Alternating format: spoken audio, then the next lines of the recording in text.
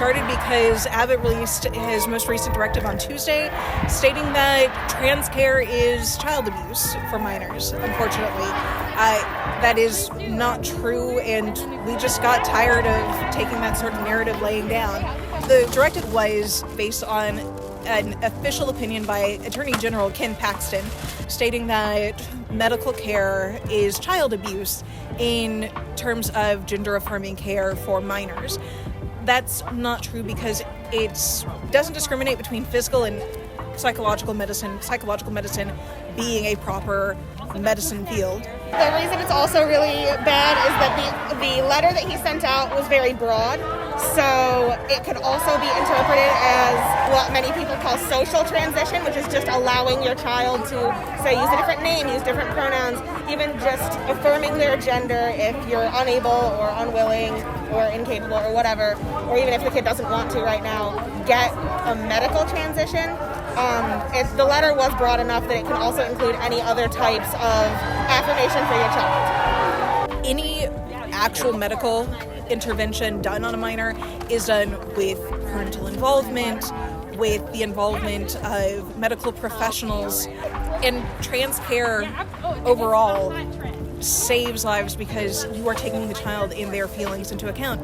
And it's not wrong to explore at all. I know that when I was growing up, I came out as non-binary and that stuck, but my gender expression has changed throughout the years. You know, I have a daughter that is unsure of her future.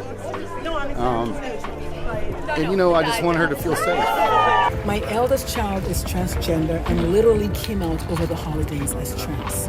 When that happened, I cried for like a week. I cried because I was afraid. I cried because I was scared. I cried because I was anxious. I cried because I was worried. I cried for all the wrong reasons. Because really, rather than crying, I should have been celebrating that now my child is going to come out and live in authenticity. I don't think anybody's personal choice should be mandated or legislated. I think that we're just human beings, and you know, if what you do doesn't directly affect somebody else, I think that they should just shut the hell up.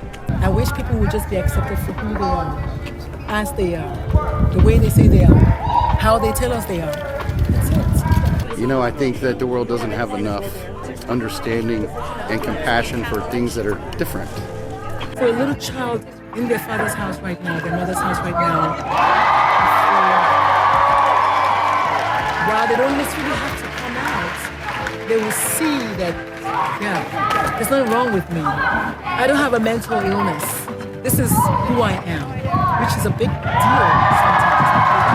I think that there's something wrong with them. Just be here and be supportive of your kids and your family that do come out either because of this or just they accidentally get outed, which is an unfortunate thing that this thing may end up doing. Go out and vote.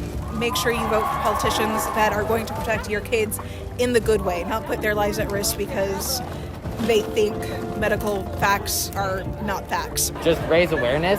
I'd say that's the simplest and best thing to do.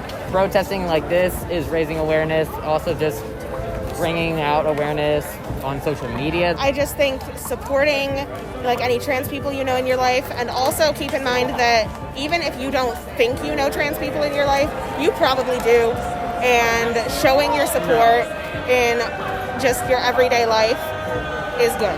There are so many of us here, and it is so beautiful to see every single face here today supporting people like me.